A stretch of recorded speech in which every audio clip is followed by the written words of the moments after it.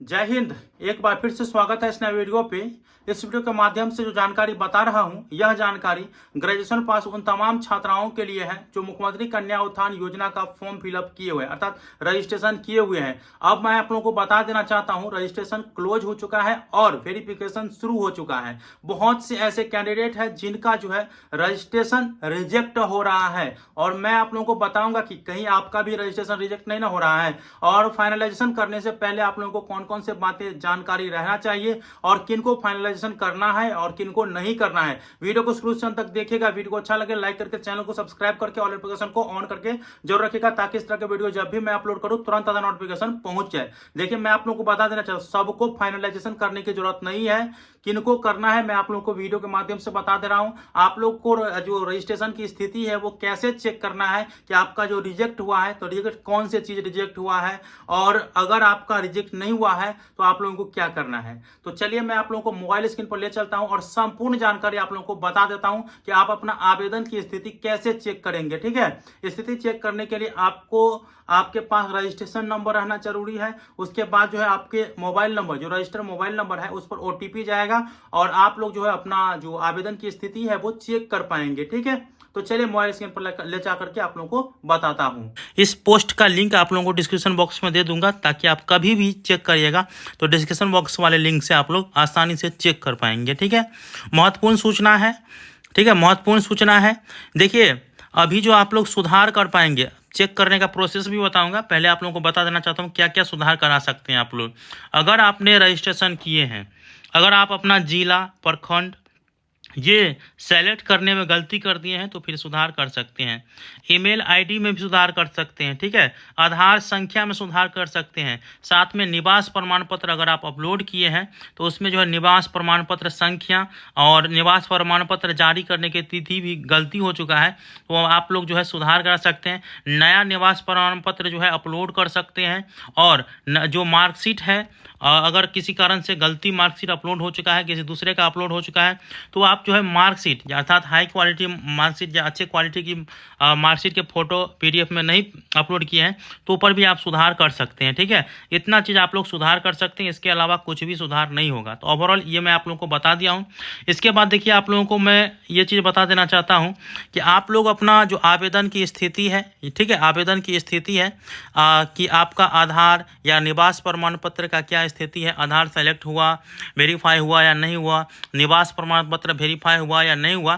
तो यहाँ पे आप लोग देख सकते हैं, यहाँ पे पहला जो लिंक है इस लिंक पे आप लोगों को क्लिक करना है। ठीक है, दूसरा मैं आप लोगों को बता दूं कि आप लोगों को यहाँ पे अगर फाइनलाइजेशन करना है, टूटी सुधार, जैसे पहला लिंक में आपको टूटी दिख गया तो टूटी दिख गया तो आप लोगों को उसे सुधार करना है। ठीक है, तो सुधार करने के लिए यहाँ पे आप लोग देख रहे हैं नीचे दूसरा वाला लिंक, इस लिंक पे आप लोग को क्लिक करना है और सभी डिटेल जो है आप लोगों को भर करके फाइनलाइज कर देना है। ठीक है, लेकिन एक चीज़ मैं आप लोगों को बता देना चाहता हूँ, अगर आप लोग देखिएगा कि आवेदन की स्थिति आपका सब कुछ सही है, सब कुछ वेरीफाइड हो चुका है, तब आपको जो है फाइनलाइजेशन करने की कोई ज़रूरत नहीं है। ठीक है, नहीं तो फिर आपका जो स्टेटस है ना वो पेंडिंग चला जाएगा, रिव्यू में चला जाएगा। इसीलिए जिनका सब कुछ सही रहे उनको फाइनलाइज करने की ज़रूरत नहीं है, वो आप लोग ऐसे ही रहेंगे। आपका पैसा जो है वेरीफाई होकर के आपके खाते में आ जाएगा, या विशेष प्रकार की जानकारी आप लोगों को मिलते रहेगा। आप लोग चैनल को सब्सक्राइब करके रखिए। जिनका टूटी है तो आप लोगों को ये सेकेंड वाले लिंक पे क्लिक करके आप लोगों को टूटी सुधार करना है, उसके बाद फाइनलाइज कर देना है। इसके बाद जो है रजिस्ट्रेशन की स्थिति आप लोगों को चेक करना है, स्टेटस चेक करना है।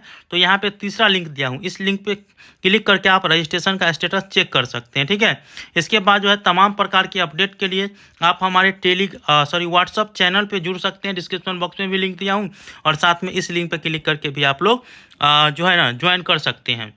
आवश्यक सूचना है और सभी छात्राओं के लिए है। देखिए, मैं आप लोगों को बताया हूँ वही चीज़ है।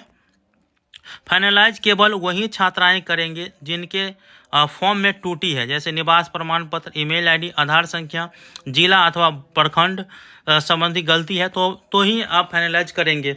बाकी जिन छात्राओं का आवेदन पूरी तरह सही है उन्हें दोबारा फाइनलाइज करने की आवश्यकता नहीं है। ठीक है, देख लीजिए आप लोग, यह देखा गया है कि कई छात्राएं बिना किसी गलती के भी अपना आवेदन को फाइनलाइज कर रही है। ऐसा करने से उनका फॉर्म दोबारा वेरिफिकेशन प्रक्रिया में चला जाता है।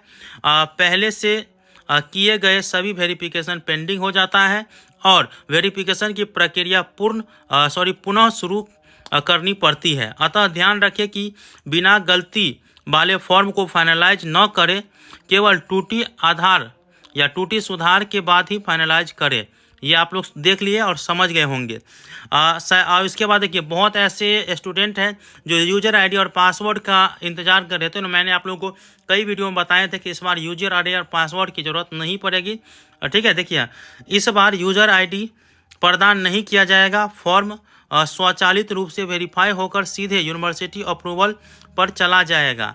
तो ये चीज़ मैं आप लोगों को पहले भी बताया हूँ और आई होप कि आप लोगों को मैं बता देना चाहता हूँ। पहला लिंक आप लोग देखिए, जैसे यहाँ पे आवेदन की स्थिति आप लोगों को चेक करना है, तो इस पर आप लोगों को क्लिक करना है।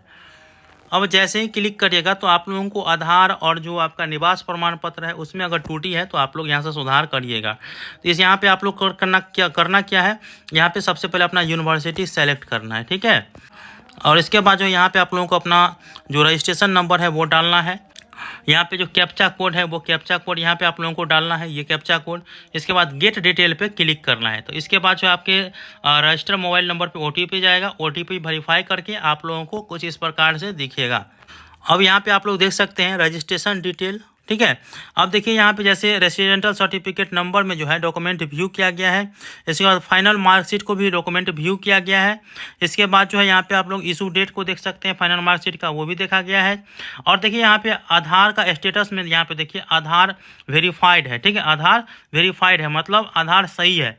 लेकिन यहाँ पे रेसिडेंस स्टेटस में आप लोग देखिएगा तो रेसिडेंस रिजेक्टेड देख रहे हैं आप लोग, रेसिडेंस जो है वो रिजेक्टेड हो गया है। अब कौन सा कारण हुआ है वो नहीं पता, लेकिन स्टूडेंट से जब मैंने पूछे तो उन्होंने बताया कि सर हम रेसिडेंस का जो नंबर है वो सही नहीं भर पाए थे, इस कारण से रिजेक्ट कर दिया गया है।